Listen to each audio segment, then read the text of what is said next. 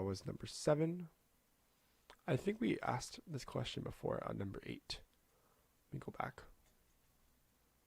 1 pint is cups. Yeah, this was the exact same question. So I think I actually put this question up on purpose just to double up here.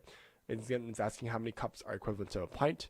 So again, I asked cups here is equivalent to pint, and again I said that this was in the imperial system. It's in measuring volume, and then I just wrote down all my conversion charges. So I have 1 gallon equals 4 quarts, 1 quart equals 2 pints, and 1 pint equals 2 cups. And in this case here, we don't really need to do math because it's the answer is already given in our conversion factors here. So it's saying here that how many cups are equivalent to 1 pint. Well, no, 1 pint here equals 2 cups. So that you can say that therefore there are 2 cups in 1 pint. So the solution is correct.